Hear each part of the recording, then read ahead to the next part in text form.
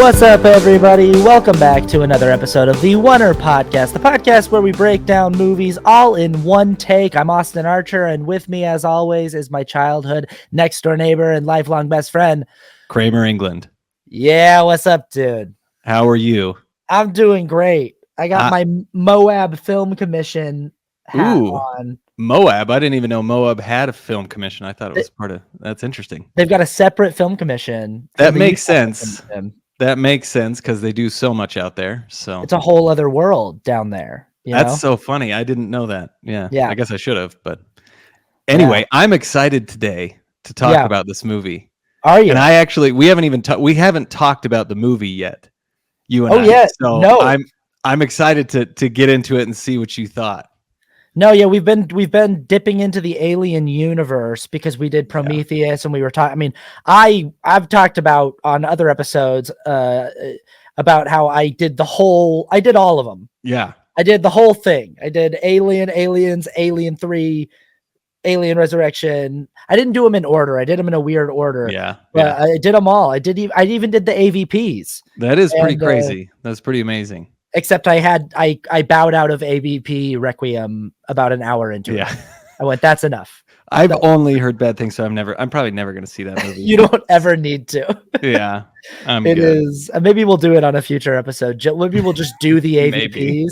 Maybe we should. You know, but Alien Romulus today. Yes.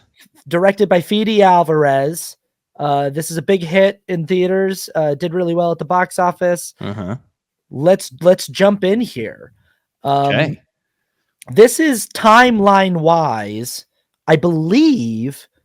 Is this between Alien and Aliens? Yes. Is that where it's supposed to exist? Yes. Between Alien and Aliens, it's supposed to be right in the middle there, which, honestly is a little inconsequential. It doesn't really matter. It doesn't really matter, but that's where it is set chronologically. Somewhere in the world of this movie, Ellen Ripley is in hypersleep, floating through space. Correct. And yeah. I guess that's important. Yeah, it is important that because the movie opens with them finding this pod cocoon right next to the Nostromo, which was the ship that they were in Alien. So they find the pod, which has the actual xenomorph in it. So I mean that part's important, but the fact that it's before Aliens, I guess now that I'm thinking about it, it makes sense.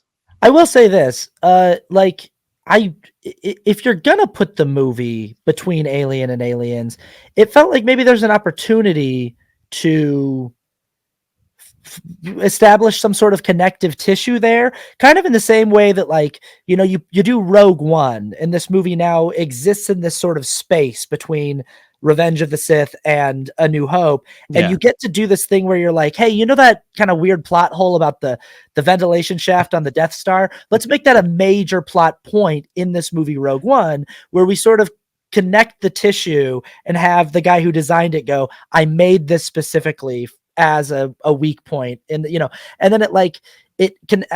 I wonder if there's some way that Fede Alvarez, and I can't remember who wrote the script for this. Do you have that information?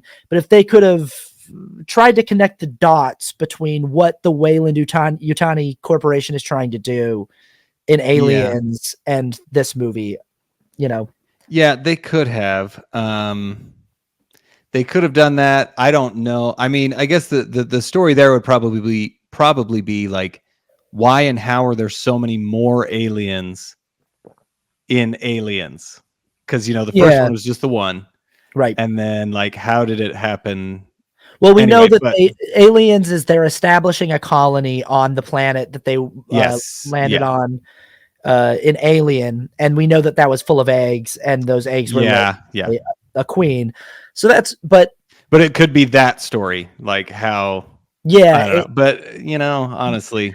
I gotta say, I thought it was a thing that felt like they were doing it just purely to be like, hey, we're really trying to just get back to Alien. And so the movie starts off being like the Nostromo, and you get to see the wreckage of the Nostromo, and that's kind of cool. But then you have this weird retconning where they're collecting this alien specimen, and I'm like, hey, Ripley shot that thing out of the airlock of her escape pod after they had flown some distance away from the Yeah. explosion of the Nostromo. So, And it was a nuclear explosion. right. So why would there be pieces of the Nostromo? Wouldn't it just be vaporized? Yeah, and I mean the laws of physics as well. In space, if you throw something, it will go the same speed and all just continuously, right? So if it's Yeah, blown away, I mean, but this is honestly, it's dumb, but whatever. I actually could give this one a pass. It was sure. more for like, hey, here it is, it's the Nostromo. This is the alien from Nostromo, But from the it's one of those. Nostromo, from the original movie. It is one of those things where you're like, look, if we're gonna do it, if we're Yeah. gonna do like them visiting the wreckage of the Nostromo, I don't know. I just was kind of like, is there no other way for us to get a xenomorph? It just feels like they're like, we have to have a way to get a xenomorph into the movie. And it's like, is there no other way? Is there no other access point? And then you go back there and it's like, is this just to be like, remember? Yeah. I don't. I think that is kind of one of the main problems with the movie is that it does too much fan service in a way. And this is one of those where it's kind of like, well, what if it's the same alien, like bringing it in, Right. It didn't, but this one little spot, I mean, it's they could have done something else, but whatever. Like, We'll go, back to the Star Wars analogy. Like we sometimes have to just go along with stuff like this in these, where it's yeah, like, Ryan Johnson just brought forward the idea of like bombers, spacecrafts that are Mhm. dropping bombs and like with a gravitational pull, they fall down into the, and it's like, why would that happen in space? Why would you just go like, sure, whatever, I yeah, guess, yeah, yeah, and you just sort of have to go with it, I yeah, suppose, to take the ride of the movie.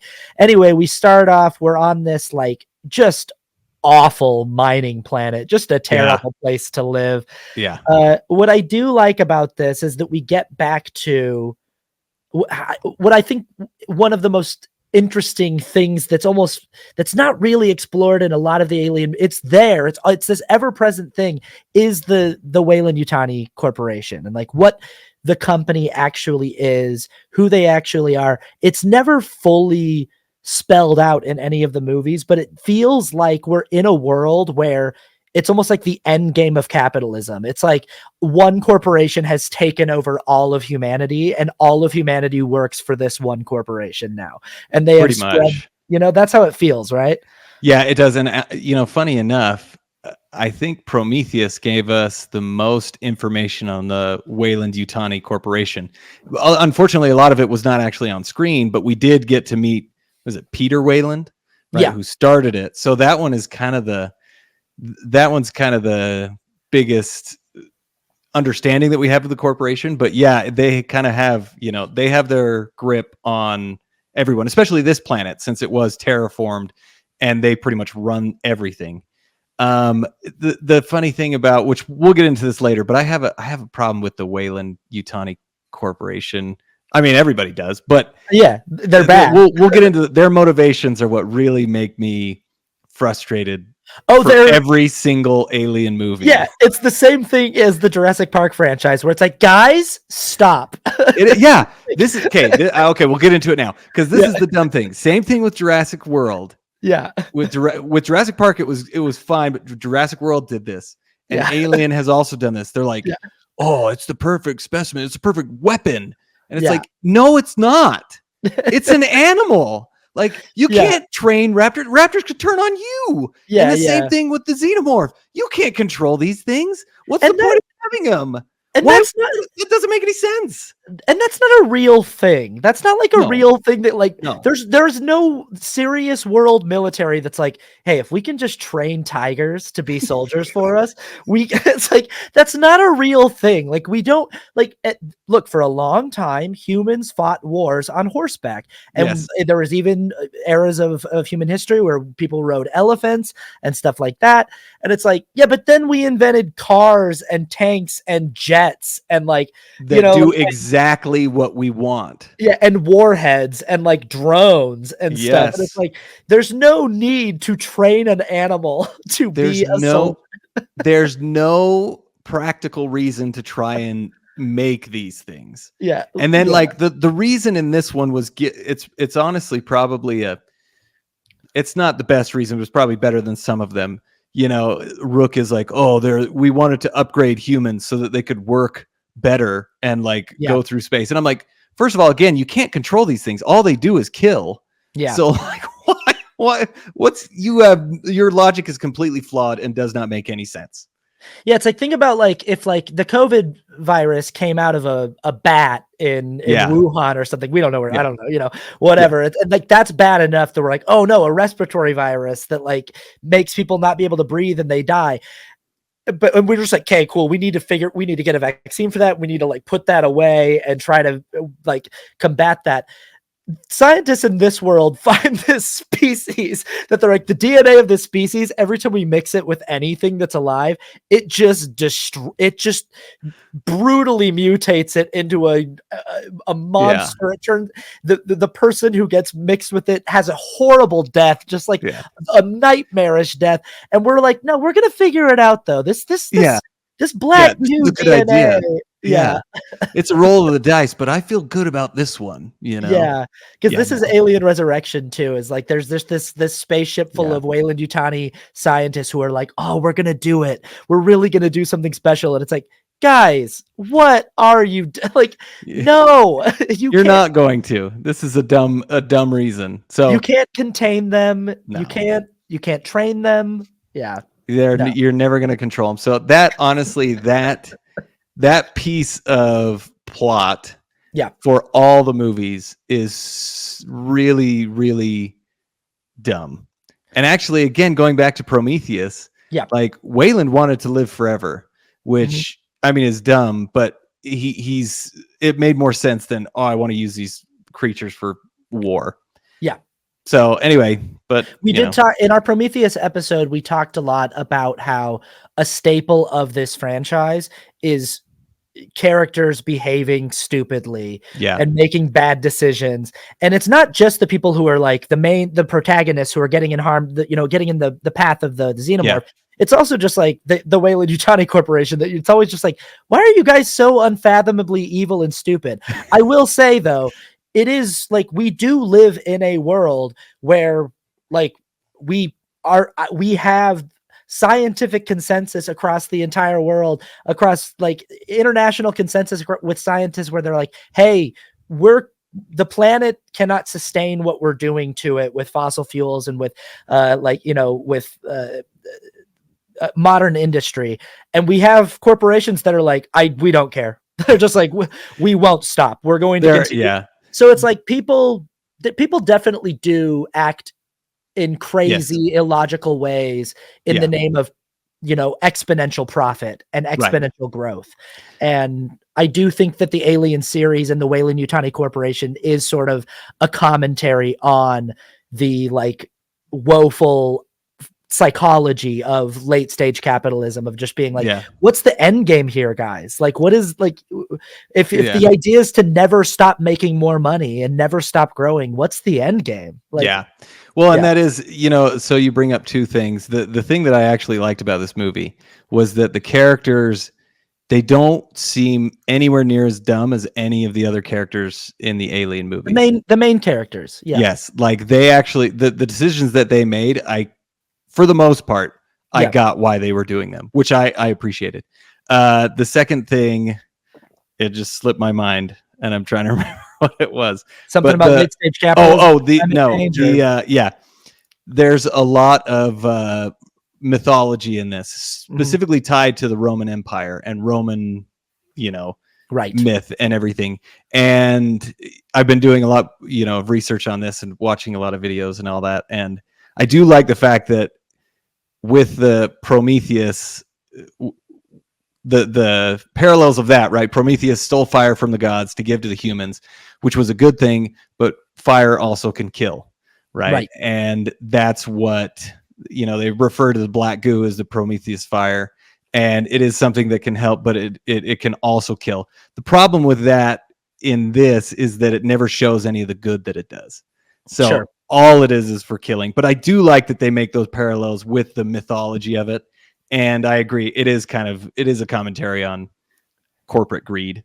Yeah, and then Romulus is like this reference to the folly of the Roman Empire and the folly of not just the Roman Empire, but of like all great empires and how they come to their inevitable point of like, you know, like it is the sort of the hubris of thinking, we can't, there's nothing we can't do. And it is that thing where you look at it, you go, it doesn't make any sense that the Weyland-Yutani Corporation, you would think after a couple times of encountering this species, they would go, this isn't the perfect specimen or organism.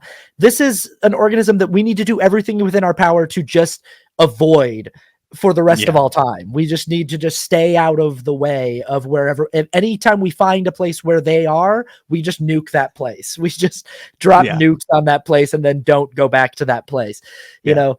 But I think that, it is, I think all of the Alien movies ask a certain amount of suspension of disbelief on, character decisions and motivations and logical things like, Alien Covenant, like, why are they not wearing spacesuits? Why are people taking their helmets off in Prometheus? Stuff like this. There's stuff like that in Romulus as well. This franchise, I think, has always asked audiences, hey, just go with us on like the physics or the space logic or whatever. And I do like the philosophy of this franchise. I think that's what endures about this franchise. Yeah. And again, they make the least dumb decision. Yeah. The characters, in this one, but getting back to the story, they start out on the planet. Yeah. And I really liked the relationship between the main character. Oh man, what is her name? I can't think of anyone's names right now in this movie. I can remember Andy. She is Rain. Kaylee and Andy is Rain. Her android brother, basically. Yes, and I actually really enjoyed that dynamic. And like I liked that storyline. Yeah. It was, and okay, so this is the other thing. So they are adopted siblings. Mm-hmm. And then you have the ex-boyfriend and the pregnant girl are also siblings. This is the thing I'm not too sure on.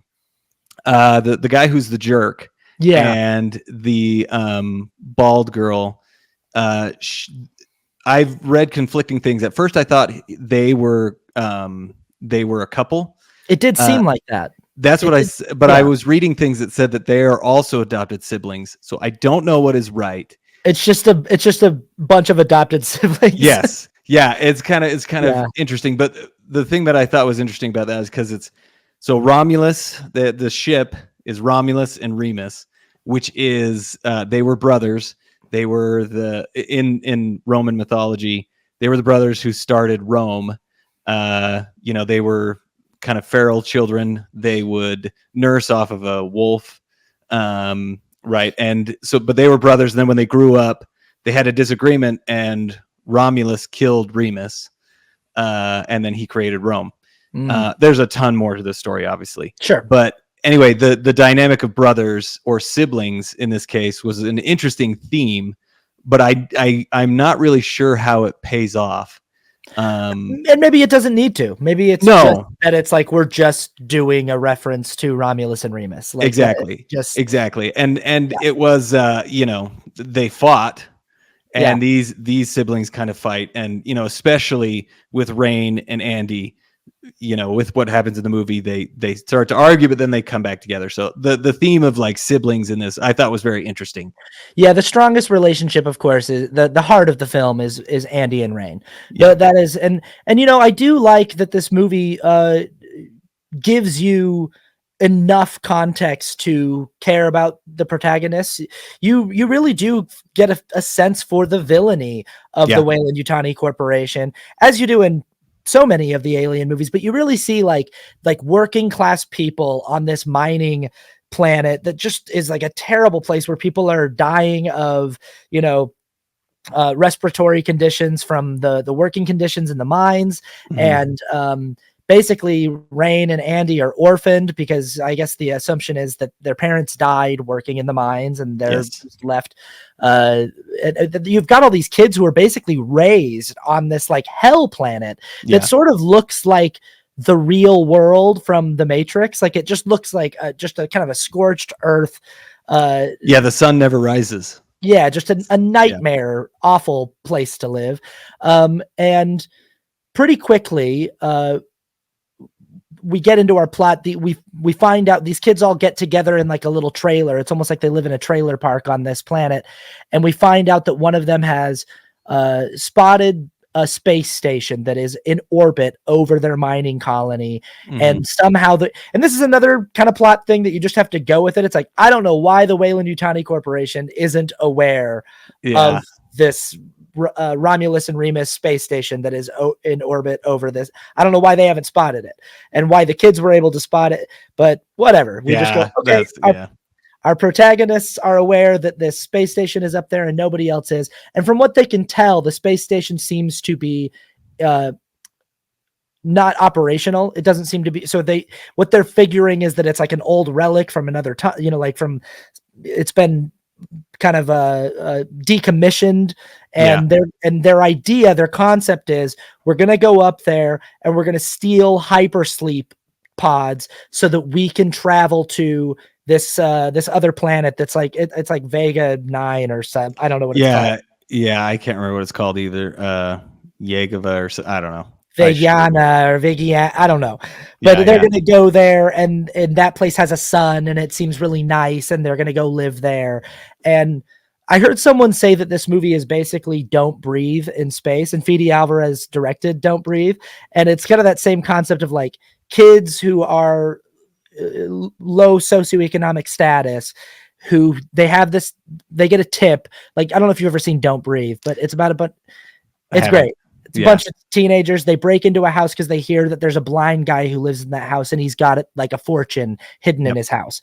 And they're in there trying to get his money. But when the blind guy wakes up, it turns out he's like a psychopath, and he's really good at finding people in his house. And so they have to like hide in his house from him. And that's essentially what this movie is like low socioeconomic teenagers having an idea for a heist, basically, that's going to get them a better life.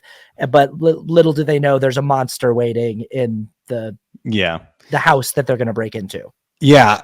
When they get in there, they're trying to get the pods. They see that the pods only have like 3.5 years. Takes 9 years to get to where they need to go. So they have to go find more fuel, which again goes into the not a dumb decision. Like they have to find more fuel. So they go into the room and they find the fuel. They find the fuel cells. They take it out, but in doing so, that is what warms up all the face huggers.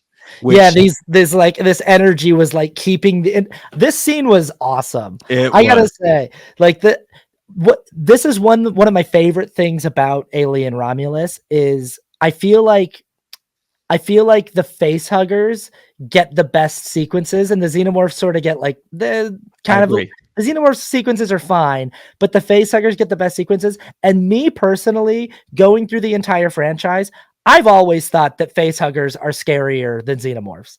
I think that this little spider hand thing that like jumps at you and wraps its hand around hand around your face is way scarier to me than I don't know. They are terrifying. And I do like that they played those creatures up a lot in this movie, which I liked. And this scene was really fun, and it was very intense. And they actually use the face huggers a lot throughout the movie. And I thought it was done very, very effectively because it did add a lot of tension, right? They can't see, they can't hear, they can't see, but they can hear and they can sense your body temperature. So anyway, that was interesting. There's this sexual component to H.R. Giger's design of the creatures in these movies. And it always has been intentionally there. There's been this aspect of like sexual violence, right? Like being forcefully impregnated by this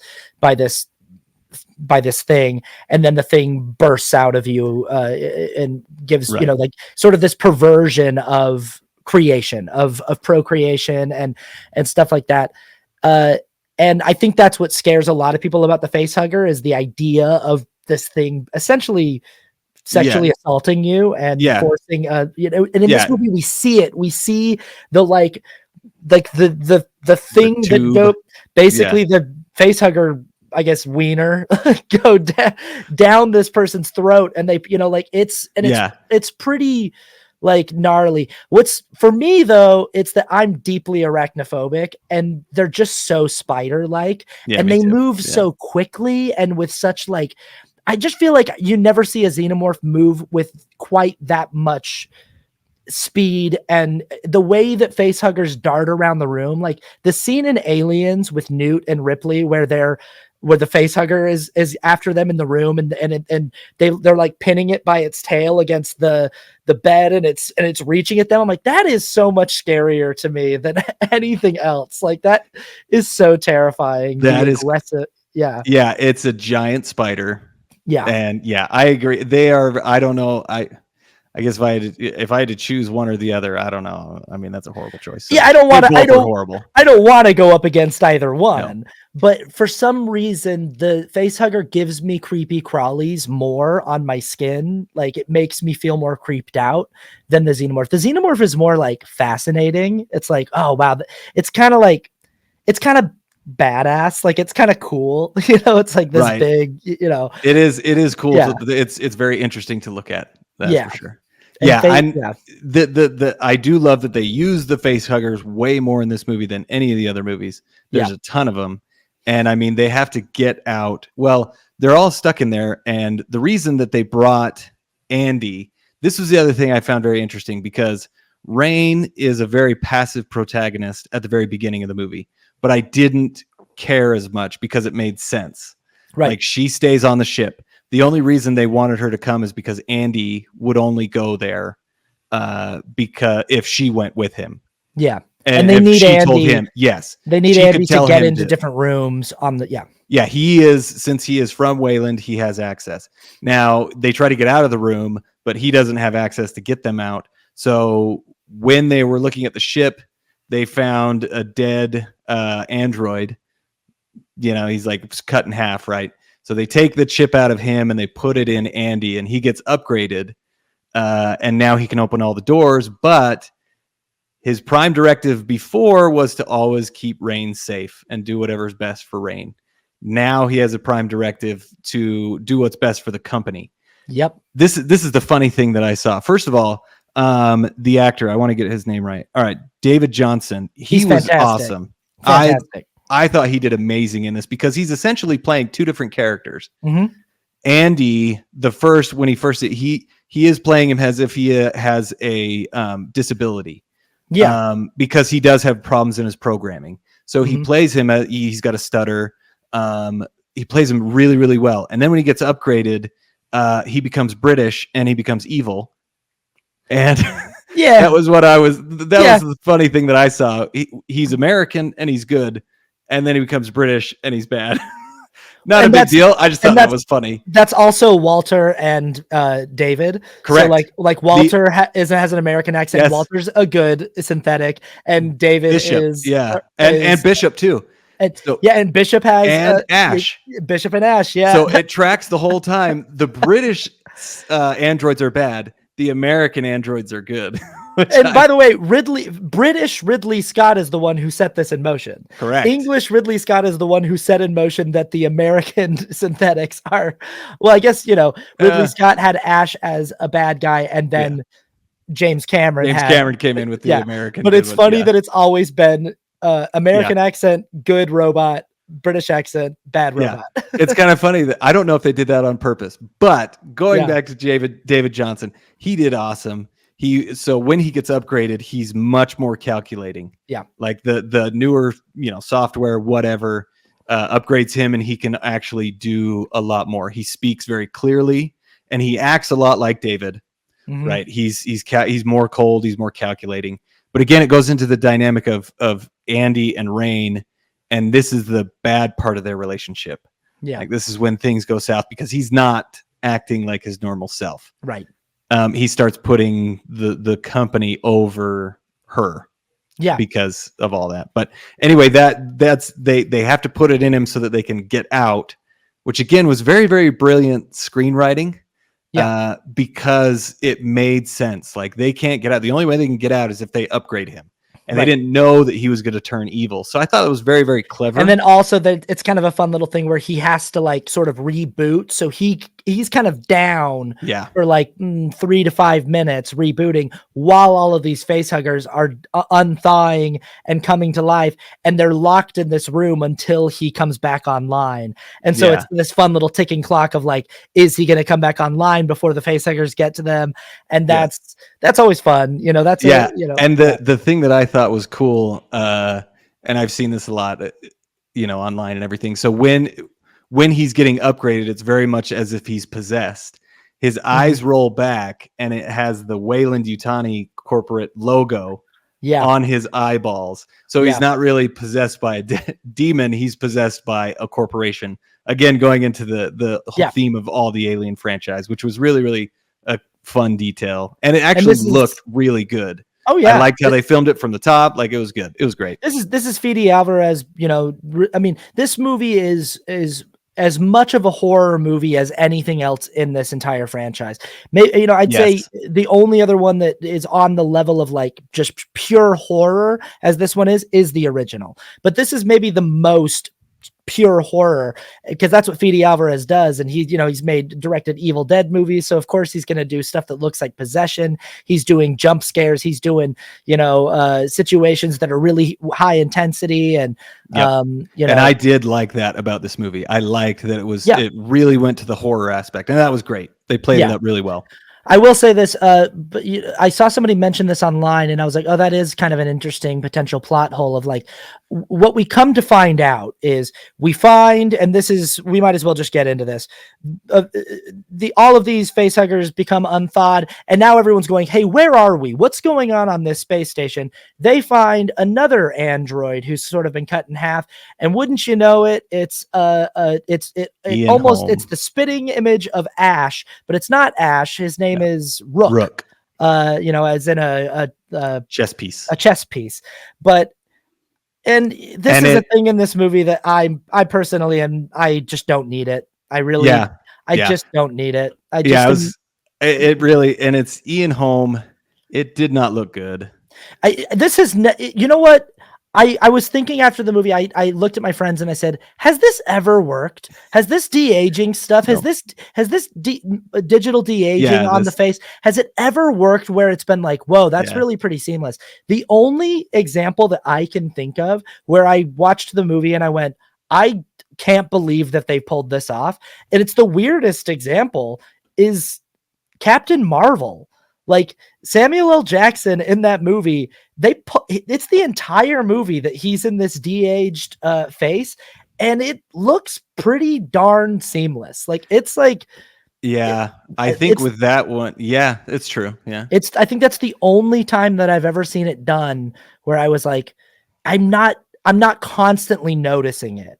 You know, I notice it in The Irishman. I notice it in, you know, where else do they do that? I mean, they've did it in Indiana Jones. You know, they did it even in the Carrie Mandalorian. Carrie Fisher's lair. Star Wars does it all over the place. All Rogue over the One. place. And honestly, this Ian Holm, like his mouth was all off. Like, he would talk and I was like, it doesn't work. I know. I was like, mouths don't move like that. And it's not necessary. It's just not. I just was like, hey, you know what you could have done is like, maybe, how about this? It's like an Ian Holm prosthetic, like a dummy that they make that he's kind of cut in half, and you can tell that it's a thing that looks like Ian Holm, and they have to but his face is like ripped in half or something, and you have to like plug him into a computer, and then his voice comes out of the computer, and it's just that could have done well. And they did make an animatronic of him, so I was like, why don't you just play that up and make it look more robotic that he's speaking? Anyway, I agree too. You could have his face like halfway off anyway. They do that in Alien 3 with the Bishop. They have just like a kind of a doll of the actor that plays Bishop in Alien 3, and it's all animatronic.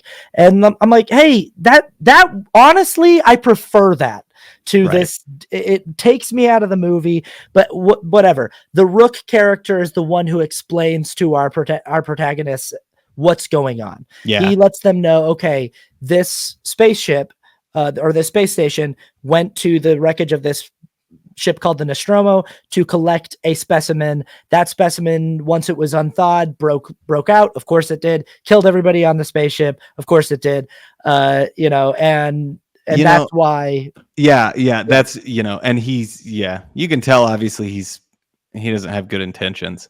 Yeah. This was the thing. Like I don't know. This was really distracting, especially with the Ian Holm thing. Like it definitely wasn't needed. You could have had anybody do that. Yeah. But it kept making me think, like, are we on the Nostromo? Like it's weird because it looks, he's like dressed exactly like Ash. And I'm like, did they bring parts of the ship on? Like it just kept confusing me. So if they would have had somebody else, I think it would have helped even a little. It's like I knew that it wasn't, but I was like, am I wrong? Like he looks and is dressed exactly the same. Did they put it back together? Like I even thought, like, is he lying to them and telling them that his name is Rook? And are we going to find out later that his name is Ash? And I don't think that it works. I don't think it's necessary. I don't think it serves the movie. There's no purpose for it other than fan service. Yes. But the back to the plot hole I read about on the internet. Somebody was like, okay, so they went to the Nostromo to collect the xenomorph. Again, how the hell did they get it? Yeah. Whatever, we go with it. But like, where do all those face huggers come from? Like where they have this whole room full of frozen face huggers. Where do all of they come from? And it's like, I guess we just have to assume that the Romulus has been going around collecting specimens, and they're just a ship full of xenomorph specimens. And at some point, one or two of them got loose. And I don't honestly know. What you could here, I'm putting forth my fan theory that I just came up with, and it might be horrible. Yeah. But what if they went to the planet first, LV, whichever one, from Alien? Mm-hmm. They found one of the eggs, they got that, and then they went to and picked up the pod with the alien. But they left people in the base, and those are all the people that got face hugged and became the ones from Alien. Yeah, don't know if that's good, but hey, let's say that whatever. Sure, that works. What I'll buy it. Okay. Anyway, now our main characters have an idea of what's going on and what they're up against. They know that they are on a spacecraft with. Yes, and the bald girl, her name is Navaro. Mm-hmm. She gets a face hugger on her face, like she gets. And this was the interesting thing, which I didn't have the biggest problem with this, but it face hugger, they freeze it off. And then Ash is like, well, you have a 60-40 chance that it's laid its seed in you. And the gestation period of this was very, very quick.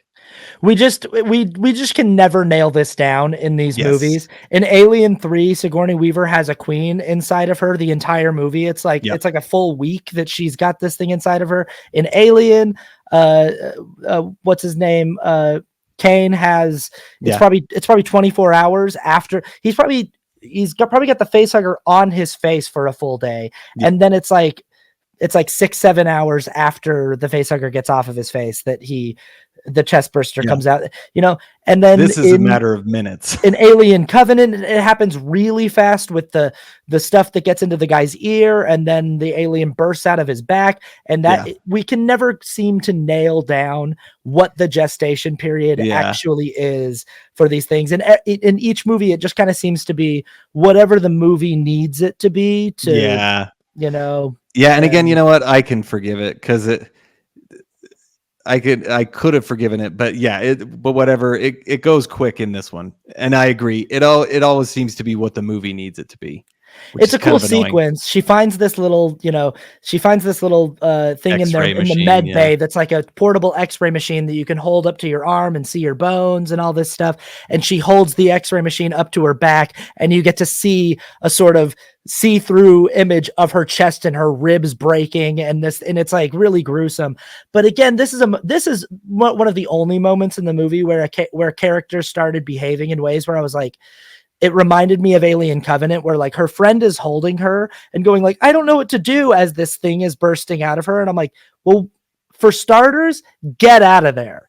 For starters, like your friend is dead and you need to get out of that room. Yeah. And there's a monster bursting out of her chest. Yeah. And this happens in Alien Covenant, where like the guy has like spikes bursting out of his back, and and one woman locks the other woman in the med bay to quarantine her, and she's like, don't lock us in here. And it's like, no, yes, you have to be locked in there, and then don't open the door back up. But she does, and she lets the alien out. It's like, once the aliens start bursting out of people, it seems like people, and you know what we can always just go with is that people are just panicking. They're just, and wouldn't you be? Go with that? Wouldn't you just be absolutely panicking if you're, and I do think that the actors pull it off. Like this actress who's the pregnant girl, she's like, just like, she's freaking out as her friend. She can cry. Yeah. Isabella Merced, she did great in this as well. And she, but in doing this, when the alien is bursting out, oh man, I just said her name. Navaro, she kicks the throttle or something, and that's what makes the ship go out of, it comes out and then it crashes back into, a landing bay or whatever. And then that means the other characters have to go back. Yeah. The other characters have to go and try and find them and get them. And it also has knocked the space station off of its orbit a little bit. So we missed this, that there's a big ticking clock in this movie that this space station is sort of slowly descending into there are rings around this planet, this mining colony, and the space station is slowly descending into the rings, and it's going to be torn apart once it hits those rings. But when they first arrive, I think they're given a time window of like 36 hours or something. Right. But then they're slightly knocked off course by this event, and it means that the timeline is now like 45 minutes or something. It's like, right. I think it was that. Yeah. Around that. Yeah. It's drastically moved up. And so now they got to get off the ship. Yeah, we got to get off the ship, and we're being chased by full-blown xenomorphs now. There's some really great gross xenomorph stuff here. We got a really great moment where a gestating xenomorph sort of like comes out of its cocoon. We've never seen this before in any other alien movie. We always see sort of like the shedded skin of the baby xenomorph, and then we just see the big one. But I like this idea that it sheds its skin and then goes and gets in a kind of cocoon and then emerges as the big one, and the tail comes out and slashes at this guy. And it was that was also kind of one of the things, like, why are you staring at a spike? Get out of there. Maybe get out of there. Get out of there. But it was interesting. It got him in the eye, didn't kill him. He fell down, and then the acid blood basically goes through him and kills him, which was an interesting way to die. I actually thought that was kind of it was creepy, but anyway, that was the jerk guy. I can't remember his name. There's always one character who hates synthetics, and he was the one. At least in this movie, they gave him a reason. Exactly. Like Ripley had a reason in Aliens, but there's no reason why Noomi Rapace's boyfriend hates them in Prometheus. He just does. In this one, in this one, it's good because a synthetic killed. He let his parents die in order to save like 10 other miners or something. Right. They go in, and I agree. I liked that. Like, okay, you're giving him a reason why, and that's good character development. Other than that, he doesn't have much character development, but at least they gave him the reason why he hated synthetics. Yeah. And we skipped over the part as well. Andy was trying to stop them from getting on the ship, which again is kind of, it makes sense. I mean, you don't want to take an alien on board with you. Yeah. But that's why they got in the ship and they left, is because Andy was trying to keep them there. Yeah, that's another one of those sequences where they're like, Andy, open the door, and he's saying like, no, guys, if I open that door, the alien's gonna come through and just kill you. And it's like, this is just one of those things where characters just behave in ways where I'm like, I'm sitting out there as the audience member going, no, just your friend's dead already. You don't need to die as well. Just get out of there. But I'm like, I don't actually know. I can't say how I would be behaving in a situation as insane as that. But it feels like there's always people who want to like go back into the house that the killer's in, or, go back for their friend who's already been killed by the monster. And and Andy won't let them do it. But yeah, so they're up against a ticking clock. This space station is going to collide with the rings around this planet, and they've got to get to the the ship that they came up in, and Mm-hmm. and they've also got to avoid a host of newly hatched xenomorphs that are all over this spaceship now, this space station. And on the way, they wind up in a lab, and this sort of reminded me of Alien Resurrection, where we've got this thing of like they find this lab of all these like kind of hybrids experiments that they did with Ripley. We go into this lab and we find what Rook was kind of doing on the space station, that he was trying to see if he could fuse the Black Goo from Prometheus with living specimens, and like he tried it on like a rat that was like dying of tumors and cancer. Something, and then yeah. he gives it the Black Goo, and it makes the rat or the gerbil better or whatever. Yeah. And this is an interesting thing because it brings back the Black Goo from Prometheus and Alien Covenant, that we haven't really seen in any other Alien movie. And again, I think this is what sort of gives us the idea that this Black Goo is kind of like, it's like alien DNA. It's like extracted from. And this was what I thought was interesting, that they give an answer to what the Black Goo is, and I think he says it's pure creation. Like it's the, I can't remember exactly what he said, but this is, the fluid for pure creation. And I mean, like at first I was like, oh, that's interesting. Sorry, you can go ahead. We know from Prometheus that it is in part what gave birth to life on Earth. So it is a substance that just creates. Yeah. But it's funny because like I at first I was like, oh, that's interesting. But now thinking about it, like it doesn't create, it just destroys everything. I know. It kills everything. But so it created weird life on Earth. Yeah. It's very, very inconsistent, but whatever. That's maybe a very big plot hole in the entire franchise, that it's like, for some reason, the only time this Black Goo didn't create nightmare monsters is when it created life on Earth. But I guess you could say, like, boy, if like sharks and tigers and humans came out of it, then maybe it did create a bunch of nightmare monsters. I don't know. Yeah. I mean, it is strange, but this scene, because not Ash, Rook is telling them like, oh, we created this Black Goo, which is the pure creation, and this scene almost connects all the Alien movies together, because he does reference Peter Wayland and when he was killed, but we got Prometheus fire or whatever, that's kind of what they call it, and then he kind of explains all this stuff.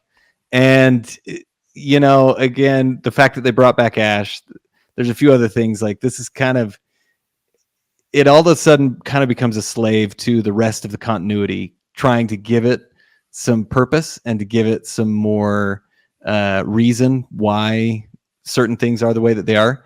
And it didn't, I don't know if that was really necessary. I don't know if they really needed that. Right.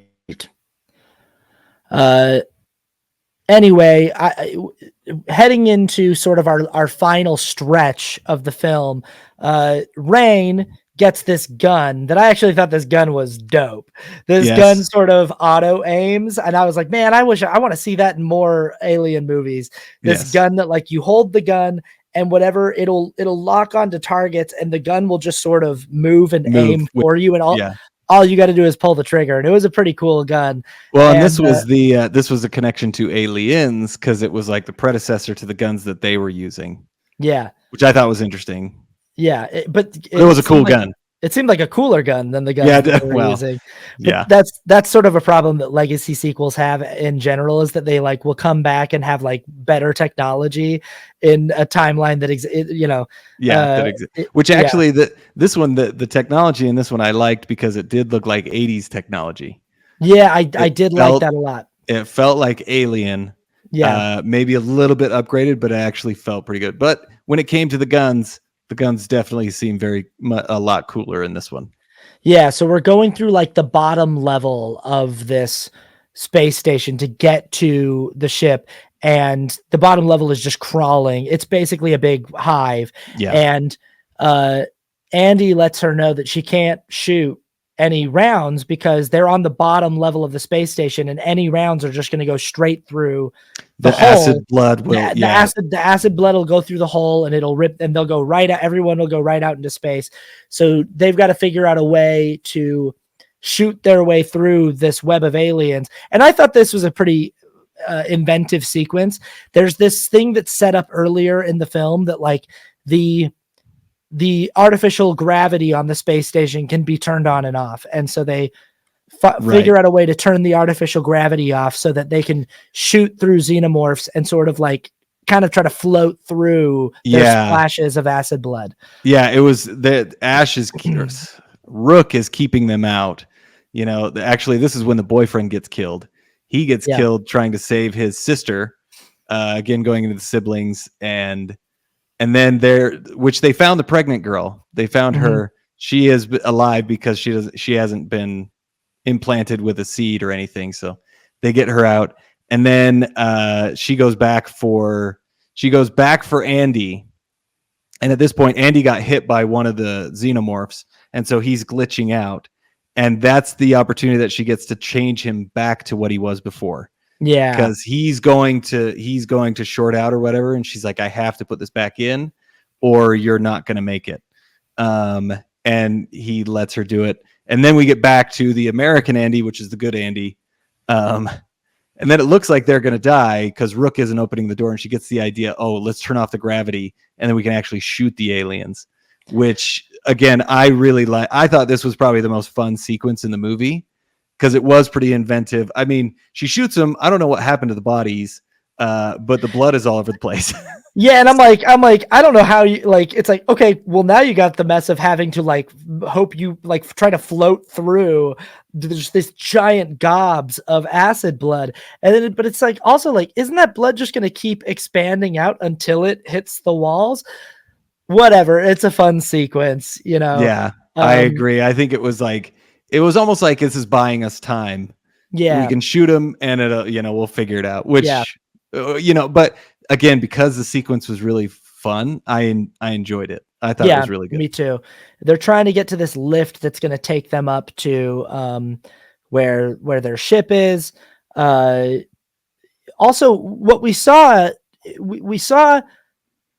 in the lab that the Black Goo helped this like sick gerbil, but then as they left the lab, we watched like a video of what happened to the gerbil later on, and we saw that it actually like eventually the Black Goo like took it over and it became this like crazy monster. It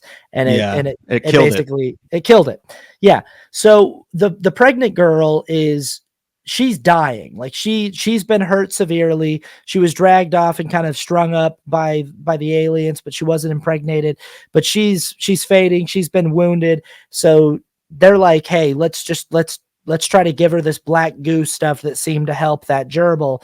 They give her the Black Goo. Well, they don't give her the Black Goo. Oh yeah, that's right. And then because Rain is like, you got to go up and get to the ship, and I'm going to go save Andy. And then when she's like having a really hard time, she injects herself with the Black Goo. That's right.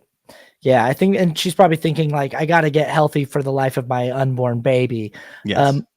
I thought this was interesting because the way that they made it seem was that like the Black Goo would transform her, but what happens instead, and this is sort of one of the most controversial things in this movie, is now we kind of get through the nest and the web and of the aliens, and we make it back to our ship, and we've got our escape pods, and it seems like our main characters are going to actually be able to get in these pods and get to this planet, but we know this is an alien movie, and we know there's one last. Yeah. There always is. Okay. So this is the thing. I want to backtrack just a little bit because I feel like, so they get to the elevator shaft and they're still in zero gravity and they're going up. This is actually the part of the movie where the wheels started to come off for me and things started to not work for me. Okay. And so they're in the elevator shaft, and then because the gravity purge happens so every so often, like they see that there is an alien and the gravity purge happens and Rain falls, and then the alien catches her with his tail, which was a little strange. And then like they cut back to Andy, and then they cut back to her, and the alien has like gently placed her on the ladder.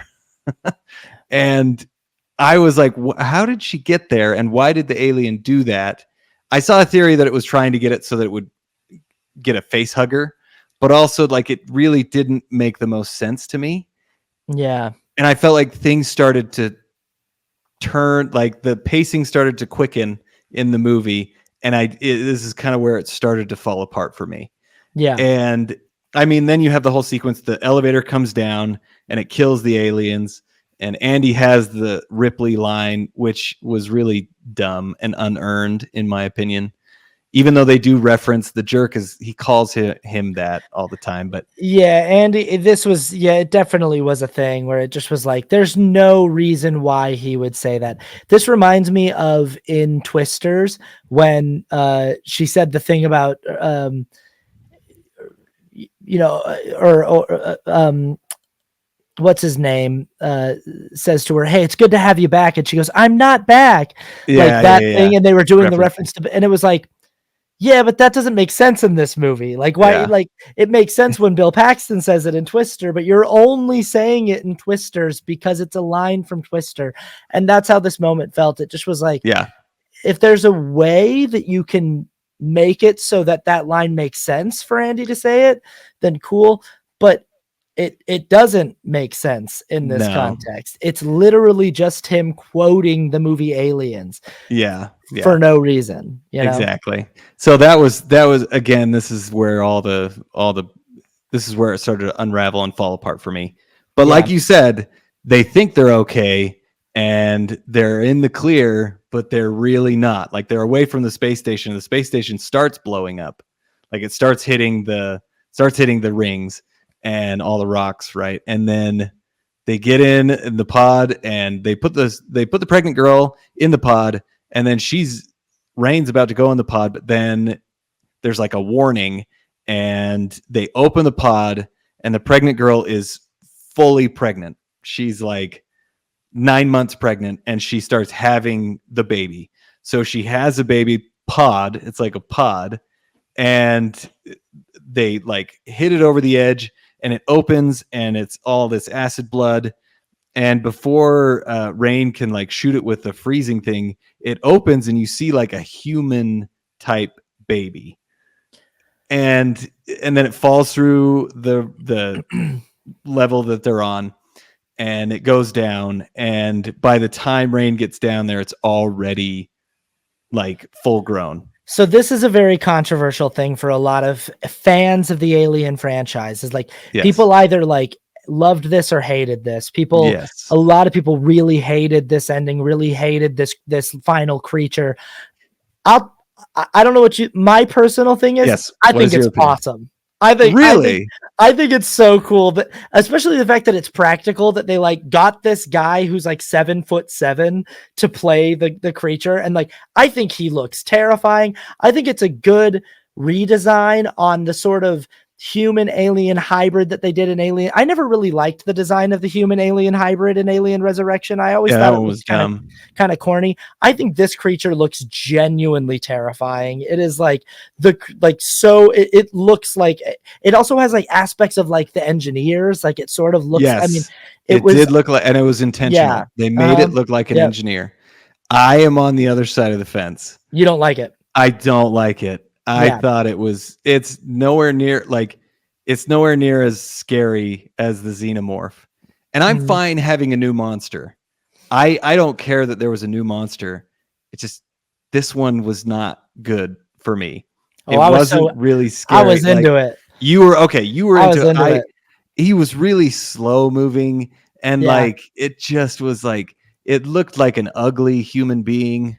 And I just kind of am like, which it was creepy. It is kind of sad because it's like the guy who played, like he kind of just looks like that. Like he looks much more handsome when he's got hair and like when But this one's just kind of like, I don't know. He just looked like an ugly dude, like it's like lanky white dude. Like I don't know. There's something about that, about like a thing that is very humanoid, but then just has these like these like kind of like deformities that it's not cool. I don't know.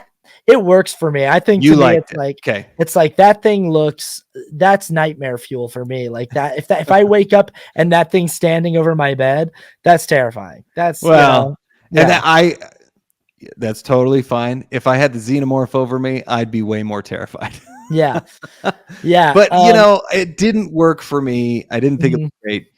But I mean, they really took a chance on this, and it yeah, really is divisive. uh-huh, Like even before this movie, when they were testing it, they knew that essentially the third act was going to split everybody. Um, I did not like this monster. I didn't like I said, after that part in the elevator shaft, it really went totally downhill for me. And the monster wasn't as scary. It just looked weird for me, but it definitely is creepy. And it seems like it worked for you, which is good. So yeah, you could, yeah, I mean, but I didn't love it. I did like the fact that it kind of hails back to the whole Romulus Remus thing. And it kind of fits with everything because they show a painting in did they show the paint? Yeah, they showed the painting in the movie, and it kind of calls back to that because that thing is the child of the pregnant girl. mhm. And he comes up, right? He's like trying to go up and like he's trying to bond with his mother, and she I thought, rejects him. I genuinely thought he was about to try to breastfeed on her. That's I what think it, he yeah, probably was trying to. yeah, yeah, Which makes she like recoils, right? uh-huh, And then he kills her, and yep, he starts draining her life. And there's a painting in earlier in the movie, and it shows like the plague, and it's basically shows a child who's breastfeeding on his mother who is dead. And it kind of hails back to that, right? I yeah. thought that was very interesting. And I thought it was an interesting aspect of the movie that they do that. So he kills her, kills his own mother. Um, anyway, so It then has a final showdown with Rain, yeah, and yeah, and she tries to like detach the hull, and she can't find the alien. He like hits her out, but she pulls on her little cord that's connecting her to the ship, and it falls and kills that alien. And she has her one liner, and then she gets back in the pod and saves Andy.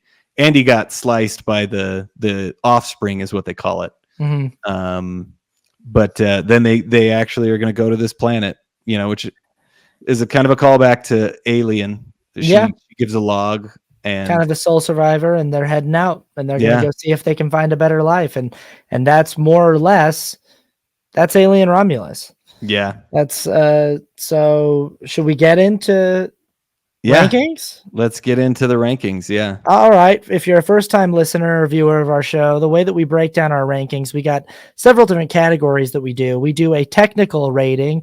Technical rating is just for the overall technical craft of the film, visual effects, cinematography, acting, writing, directing, editing, all that jazz. And we do this on a scale out of 10. My technical score yes. is a 7.5. Okay. My technical score is an 8 because I Yeah. felt technically the movie looked amazing. Yeah. The acting was really, really good. Kaylee Spanny, I'm sure I don't remember how to say her last name. Kaylee Spanny, I really liked her as the Yeah. main character. She's great.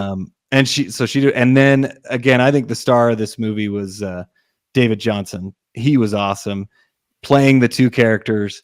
And I love that the production design went back to the feel of Alien with the technology. The script was written. I mean, I can't complain too much about how it was written. I think the execution is where I have a problem with just the monster in the end and the end of the third act. So maybe I shouldn't give it as high of a score, but I thought technically everything else I think actually was pretty good. I appreciated the technical aspect of this movie. I think it looks gorgeous. I think that there's some really strong performances. I think that there's a lot of stuff in the script that really works and that's really interesting and really smart and really well thought out. But then there's just a whole bunch of stuff that's and it's just sort of par for the course with this franchise. But it's specifically with this movie where they're just injecting all of this stuff that that doesn't need to be there just to say, hey, remember this. Yes. And I just think that there could have been, so I think that the script is mostly where I'm losing points, and that bad Ian Holmes CGI is where I'm losing. I totally forgot about that. Yeah. I got to lower my score. I think 7.5 is very appropriate for that as well. I almost went up to 8. I was like, well, you might be right. But I think 7.5 is a good spot for it. I agree. It was technically done. So many things were done really well. Yeah. Again, more on the practical side, the production, the fact that they made the face huggers a lot more. That was an interesting aspect. Yeah. We didn't even get into the face huggers where they have to move through the face huggers and not it's a great make scene. sound. Yeah, that was awesome. Where they had to make the room the same temperature as their bodies, so they had to make the room 98.6 degrees, and they're walking. And that was can't get excited or scared. I thought, and I really love the creativity that they used in the movie with the elements that they had, which was mainly the face huggers. They really used that, and the acid blood. Again, that sequence was really, really cool. It was a really fun sequence. So. We also do a score for the ending. How well do we feel like a film stuck the landing? A movie can be great, but can have a kind of stinker ending. I think you just heard there that we sort of disagree on how this thing wraps up and the things that come to light. I really like this crazy, weird alien hybrid offspring thing being our final villain. It scares the hell out of me. I think that the movie builds to a nice climax, and I'm glad that Kaylee Spaney's character, that Rain and Andy get away. I would give the ending again a 7. I'll give it an 8. Okay. Yeah. I am not there. Yeah, no, that's fine. I gave it a 4. Mm-hmm. It did not. Like I said, in the elevator shaft, that's when it all stopped working, and I started going, what?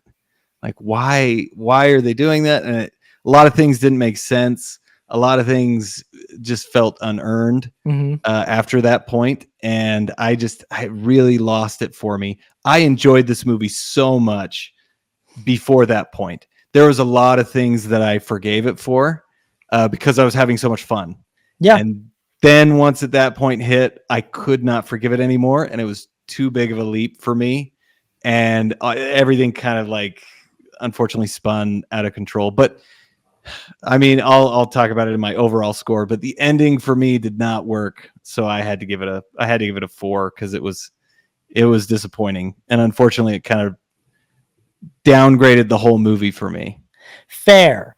Absolutely fair. We do a score for rewatchability. How likely do you think you would be to rewatch this movie? How well do you think it would do on a rewatch? I just am sort of a person that thinks that every movie in the Alien franchise is very rewatchable, even the ones that are frustrating, even the ones that annoy you. They're always nice to go back to and go because they all have their own different identity. So I feel like it's very likely that I'm going to do rewatches of this entire franchise more times in my life going forward, and I'm sure that before I'm dead, I'll probably see Alien Romulus 4 or 5 or 6 more times.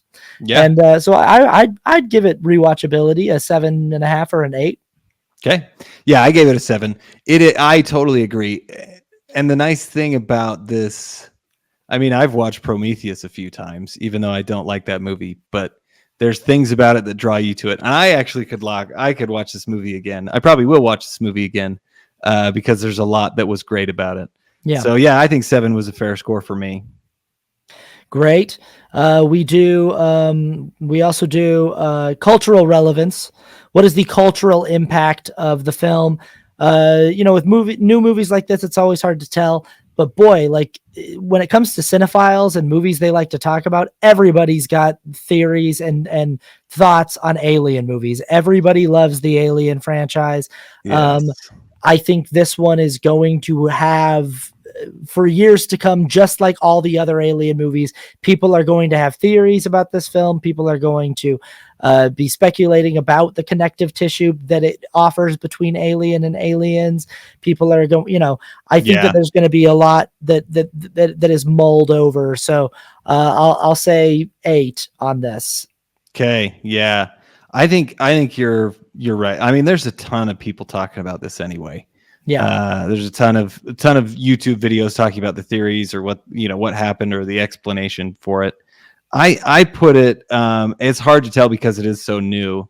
So I did a 6.5, more in the fact that I don't know how much impact this is going to have down the line, but it's definitely made an impact, a big impact. So I'll give it a 7 actually, because I think that's more fair. There's been a lot of people talking about this movie. I'm going to drop mine down to a 7.5. So I'll just be a 0.5 above you. And then the final score that we do is our subjective score. Just how'd you feel personally about it, despite all of the other, setting aside the technical aspects of it? Just how'd you enjoy the movie? And again, I'd give this movie about a 7.5 for me. Okay, I gave it a 5.5. Mm-hmm. Just because that ending really just did it for you. Really did. Yeah, it really. I really enjoyed it before that. Yeah. And maybe the next time I watch it, I'll just stop it at after the elevator scene. I heard Chris Stuckman is a movie reviewer on YouTube who said something about how he was like, it feels like a very expensive Alien fan film, and he's like, but that anyone who's making an Alien film in the 21st century, it is going to be a fan film because every working director is a fan of the Alien films. Extremely influential. Yeah. So yeah, 5.5 for me. I enjoyed it, but a lot of things that were frustrating about it, unfortunately. Great. All right. Well, let us know in the comments what you thought about Alien Romulus, if you've seen it. And tell us your fan theories too. If you have any theories, that'd be great to see what you guys think. Yeah, and like and comment and subscribe and do all those things for our show. We're a new show and we're trying to grow. So I'm glad that we've had a good amount of people around for these first few episodes. We got people watching. So hello out there, and stick with us, and we'll see you at the next one. Yeah, come comment. We'll chat it up with you. All right, everybody. We'll chat it up with you. And we'll see you next time. See you later. Bye-bye.